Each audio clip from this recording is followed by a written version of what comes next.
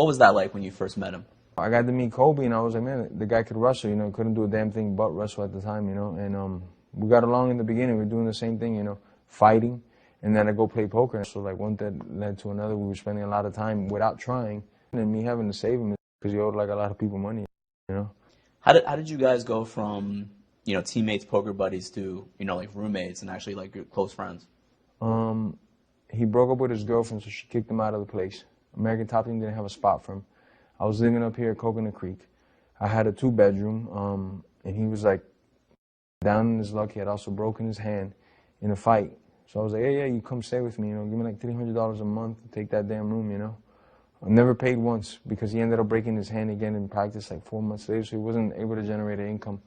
I'm a pro fighter with like 25 fights at the time. I have some sponsorships for food, so he's like staying at my place and eating at my place, you know.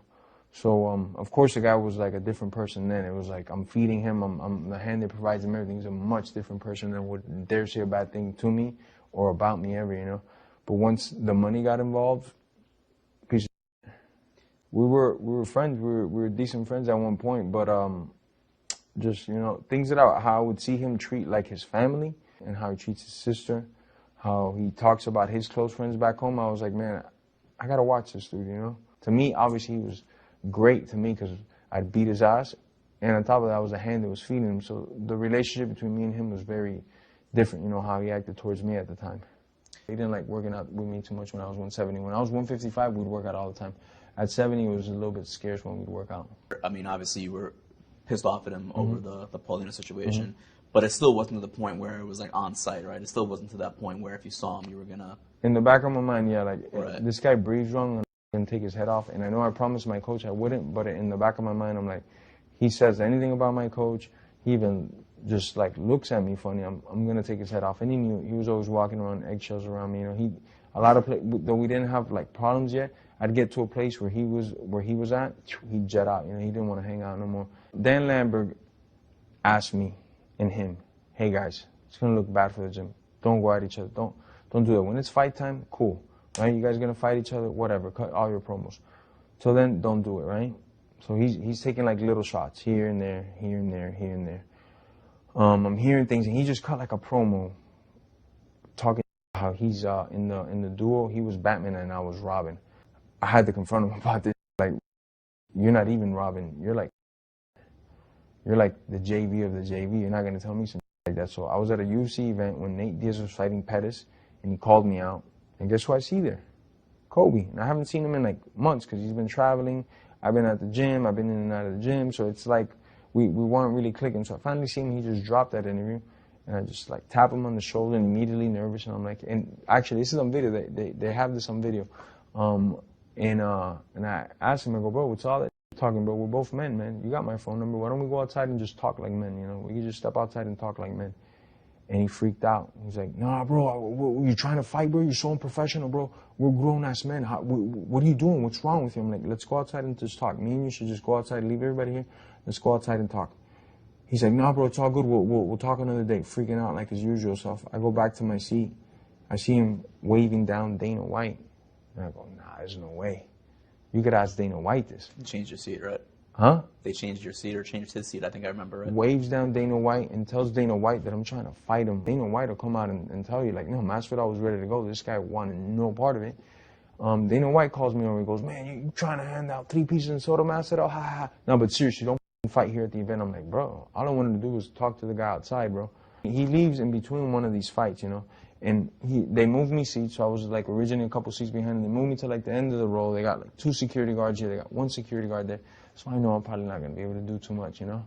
So I just start talking, you know, I'm just like, saying little funny things here and there.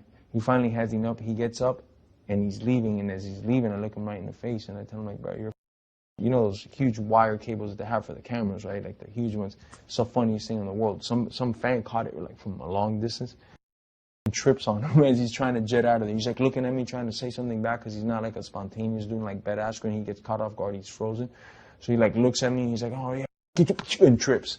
So it's like the funniest thing. The security guards pick him up, he jets out. I don't see him for like another couple weeks. I come into a gym random practice and I see him there, and he kind of tries to ignore me. And I was like, hey bro, after practice, we'll talk.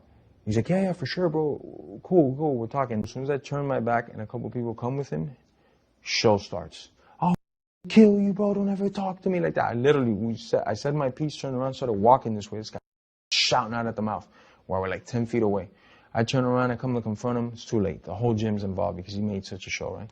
So I tell him, there's this place, this sushi place that we always used to go to right here. And I tell him, I'm going to go to the sushi place, bro. Dinner's on me, you know. Let's go. I'll be waiting for you. So I get in my car, go to the place. It's not showing up. I get on Instagram. Hey, bro, you know, if you want to collect your dinner, I'm over here, blah, blah, blah. Never showed up. So I've always known, deep down inside, he's a coward, man. And I just can't wait for March 5th to expose it.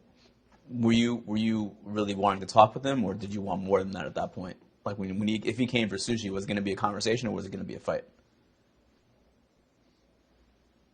What do you think? Dan kicked us both out, you know?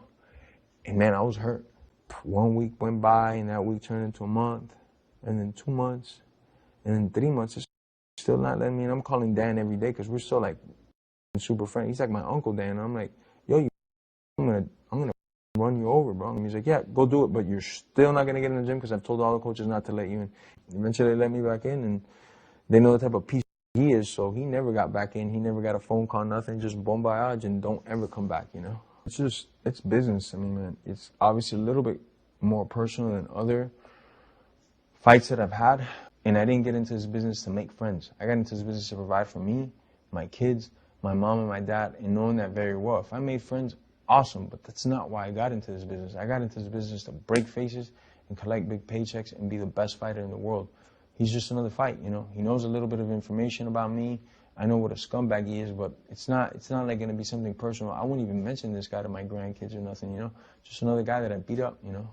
I know for him it's personal. I don't like the landscape of MMA. I don't want kids, a future generation, the 12 to 13-year-olds, looking at this coward and being like, oh, this is how you sell pay-per-views. I don't. That's the first thing I want to do is like, no, you don't have to do that. You could actually fight, be yourself, and sell a healthy amount of pay-per-views just like myself.